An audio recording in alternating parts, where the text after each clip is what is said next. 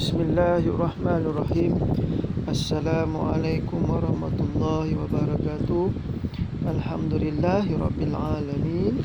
Wassalatu wassalamu ala asyrafil anbiya wal mursalin wa ala alihi wa sahbihi ajmain. Rabbi shrah li sadri wa yassir li amri wahlul 'uqdatam min lisani yafqahu qawli. Alhamdulillah, pada hari ini kita dapat menyambung pelajaran perkara tauhid di bawah tajuk sifat wajib bagi Allah Ta'ala yang kelima, iaitu Qiyamuhu Ta'ala binafsi. Apa di kelas? Qiyamuhu Ta'ala binafsi. Alhamdulillah, seterusnya kita lihat sifat wajib bagi Allah Ta'ala yang kelima, iaitu Qiyamuhu Ta'ala binafsi. Apakah arti Qiyamuhu Ta'ala binafsi?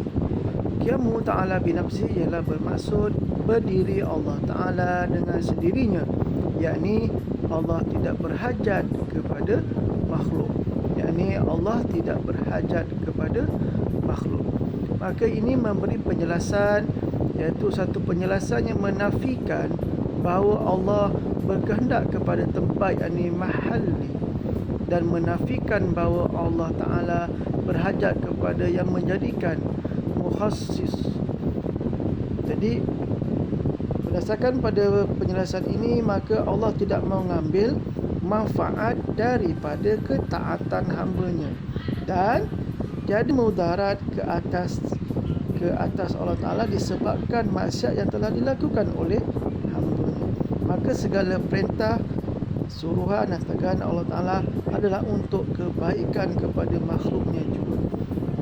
Itu penjelasan berkenaan dengan Allah tidak berhajat kepada makhluknya.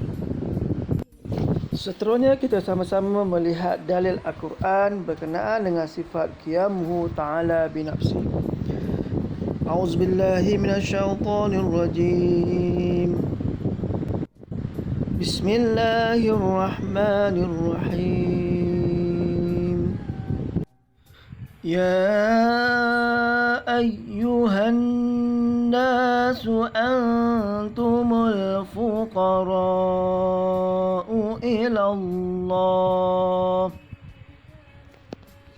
wallahu huwal ghaniyul hamid.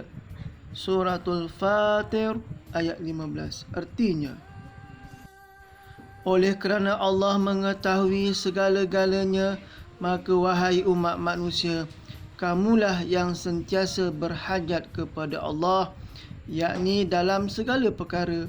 Sedang Allah dialah sahaja yang maha kaya, lagi amat terpuji. Sadaqallahul azim. Alhamdulillah, dalam ayat Quran itu tadi telah dijelaskan bahawa kita manusia akan sentiasa berhajat kepada Allah dalam segala hal. Sedangkan Allah dia sajalah yang maha kaya, lagi amat terpuji. Dan kat sini Allah tidak berhajat kepada makhluk, tetapi kita sebagai makhluk berhajat kepada Allah.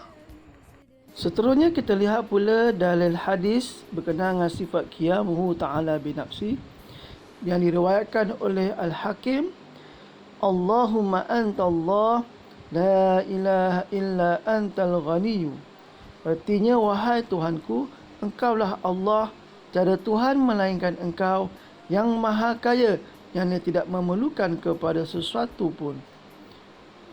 Demikianlah tadi dalil hadis berkenaan dengan sifat wajib bagi Allah Ta'ala untuk Qiyamuhu Ta'ala binafsi, yakni berdiri Allah Ta'ala dengan sendirinya.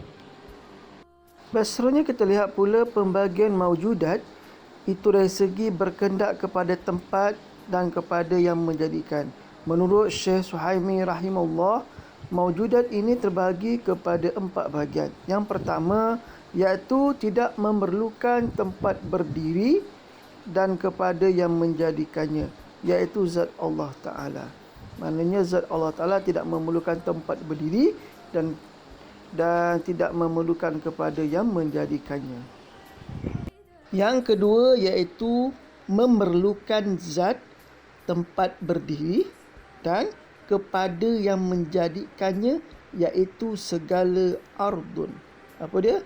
Segala ardun memerlukan zat tempat berdiri dan kepada yang menjadikannya. Ingat balik tak apa maksud ardun? Itu ada pada pelajaran yang pertama, iaitu ardun ni bermaksud perkara yang berdiri pada jirmun. Ini perkara yang ada pada jirmun, seperti gerak, diam dan lain-lain sifat baru seperti makan, beranak dan beristeri. Contoh kita lihat perkataan seperti ardun ni contoh bergerak. Gerakan itu contohnya gerak tempatnya di mana? Iaitu tangan ataupun badan ataupun kaki. Mana dia ada memerlukan zat. Zatnya adalah tangan ataupun kaki. Dan kepada yang menjadikannya, maknanya pergerakan ini Allah yang jadikan. Jadi jelas berkenaan dengan segala ardun ni memerlukan zat tempat berdiri dan kepada yang menjadikan, iaitu segala ardun. Dan seterusnya yang ketiga, pembahagian maujudat, iaitu tidak memerlukan zat tempat berdiri tetapi berkehendak kepada yang menjadikan, iaitu segala jirmun. Apa maksud jirmun? Jirmun contohnya kat sini jasad, jisim, zat, ain ataupun benda. Jadi jasad ini tidak memerlukan tempat berdiri tetapi berkehendak kepada yang menjadikannya. Ini Allah yang menjadikan jasad kita. Dan dalam jasad ada sifat. Sifat tu namanya ardun. Yang kita belajar sebelum ni lah pada bahagian kedua. Dan yang keempat pula, ia tidak memerlukan yang menjadikan ia dan berdiri ia pada zat, iaitu sifat Allah. Tidak memerlukan yang menjadikan ia dan berdiri pada zat iaitu sifat Allah Ta'ala. Jelas Ini berkenaan dengan pembahagian yang keempat, berkenaan dengan maujudat. Jadi itulah pelajaran kita berkenaan dengan sifat yang kelima, iaitu qiyamuhu ta'ala binafsi, yang ini Allah berdiri dengan sendirinya. Jadi mudah-mudahan pelajar dapat memahami berkenaan sifat wajah Allah Ta'ala yang kelima ini. Dan seterusnya insya-Allah kita akan bertemu lagi pada sifat yang lain, sifat wajah yang lain pada hari dan waktu yang lain, insya-Allah. Dan mohon maaf jika ada salah dan silap dalam pertemuan ini. Saya akhiri dengan wabillahi taufiq wa hidayah. Wassalamualaikum warahmatullahi wabarakatuh.